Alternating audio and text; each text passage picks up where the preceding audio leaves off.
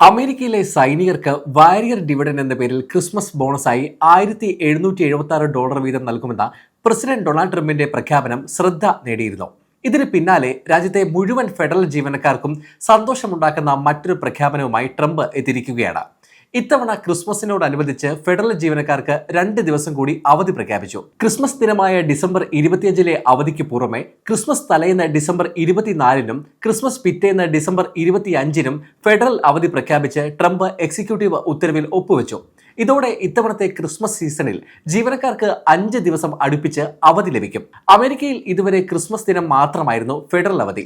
എന്നാൽ പുതിയ ഉത്തരവ് പ്രകാരം മിക്ക സർക്കാർ ജീവനക്കാർക്കും ഡിസംബർ 24-നും ഡിസംബർ 26-നും അവധി ലഭിക്കും.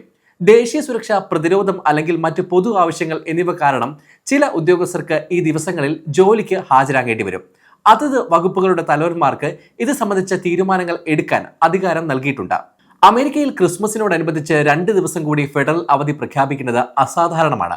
സാധാരണയായി പ്രസിഡന്റുമാർ ക്രിസ്മസ് തലേന്ന് അവധി നൽകാറുണ്ട്. എന്നാൽ ക്രിസ്മസ് കഴിഞ്ഞുള്ള ദിവസവും അവധി നൽകുന്നത് വളരെ അപൂർവമാണ്. ട്രംപ് ഇതിനു മുമ്പ് 2018, 2019, 2020 വർഷങ്ങളിൽ ക്രിസ്മസ് തലേന്ന് അവധി നൽകിയിരുന്നു. മുൻ പ്രസിഡന്റ് ജോ ബൈഡനും 2024 ക്രിസ്മസ് തലേന്ന് അവധി പ്രഖ്യാപിച്ചിരുന്നു. അമേരിക്കയിലെ ഫെഡറൽ ഏജൻസികൾ സ്തംഭിച്ച 43 ദിവസത്തെ ഗവൺമെന്റ് ഷട്ട്ഡൌണിന് പിന്നാലെയാണ് ട്രംപിന്റെ അവധി പ്രഖ്യാപനമെന്നത് ശ്രദ്ധേയമാണ്. ഷട്ട്ഡൌണിനെ തുടർന്ന് പല ജീവനക്കാർക്കും ശമ്പളമില്ലാതെ ജോലി ചെയ്യേണ്ടി വന്നിരുന്നു. നിലവിലെ അവധി പ്രഖ്യാപനം ജീവനക്കാരുടെ മനോവീര്യം വീണ്ടെടുക്കാനുള്ള ഒരു രാഷ്ട്രീയ നീക്കമാണെന്ന വിലയിരുത്തലുകളുണ്ട്. പ്രസിഡന്റിന്റെ പ്രഖ്യാപനം ഫെഡറൽ ഏജൻസികൾക്ക് മാത്രമാണ് ബാധകമെങ്കിലും സ്വകാര്യ കമ്പനികളും പലപ്പോഴും സർക്കാർ തീരുമാനങ്ങൾ അനുകരിക്കാറുണ്ട്. അതിനാൽ നിലവിലെ പ്രഖ്യാപനത്തെ തുടർന്ന് സ്വകാര്യ മേഖലയിലും പ്രഖ്യാപനങ്ങൾക്ക് സാധ്യതയുണ്ടെന്ന റിപ്പോർട്ടുണ്ട്. അവധി പ്രഖ്യാപനങ്ങൾക്ക് സാധ്യതയുണ്ടെന്ന റിപ്പോർട്ടുണ്ട്. അതേസമയം ഇപ്പോഴത്തെ അവധി പ്രഖ്യാപനം ട്രംപിന്റെ മുൻ നിലപാടുകളോട് ഒത്തുപോകുന്നതല്ല. ജൂൺ മാസം നടത്തിയ ഒരു പ്രതികരണത്തിൽ അമേരിക്കയിൽ അമിതമായ അവധി ദിനങ്ങൾ ഉണ്ടെന്ന് ട്രംപ് ചൂണ്ടിക്കാട്ടിയിരുന്നു.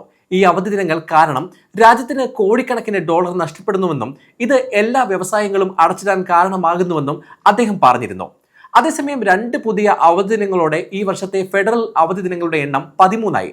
പുതുവത്സര ദിനം, ജനുവരി 20 മാർട്ടിൻ ലൂതർ കിങ് ജൂനിയർ ദിനം, ട്രംപിന്റെ സത്യപ്രതിജ്ഞാ ദിനം, പ്രസിഡന്റ്സ് ദിനം, മെമ്മോറിയൽ ദിനം, ജൂൺടീൻത്, സ്വാതന്ത്ര്യ ദിനം, ലേബർ ദിനം, കൊളംബസ് ദിനം, വെറ്ററൻസ് ദിനം, താങ്ക്സ്ഗിവിംഗ് ദിനം, ക്രിസ്മസ് ഈവ്, ക്രിസ്മസ് ദിനം, ഡിസംബർ 26 എന്നിവയാണ് ഈ വർഷത്തെ ഫെഡറൽ അവധി ദിനങ്ങൾ. അമേരിക്കൻ പ്രസിഡന്റിന് എക്സിക്യൂട്ടീവ് ഉത്തരവുകളിലൂടെ ഫെഡറൽ ജീവനക്കാർക്ക് ഒരു തവണ അവധി പ്രഖ്യാപിക്കാൻ കഴിയും.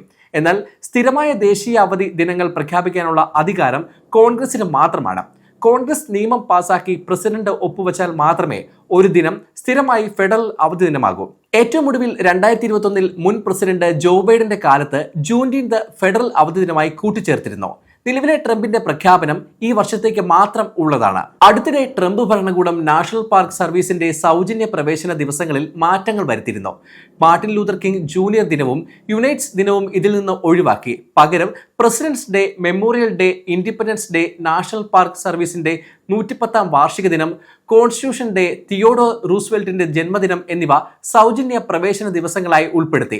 ജൂലൈ 14 ഫ്ലാഗ് ഡേയും സൗജന്യ പ്രവേശന ദിവസമാക്കി. ഈ ദിവസം ട്രംപിന്റെ 80ാം ജന്മദിനം കൂടിയാണ്.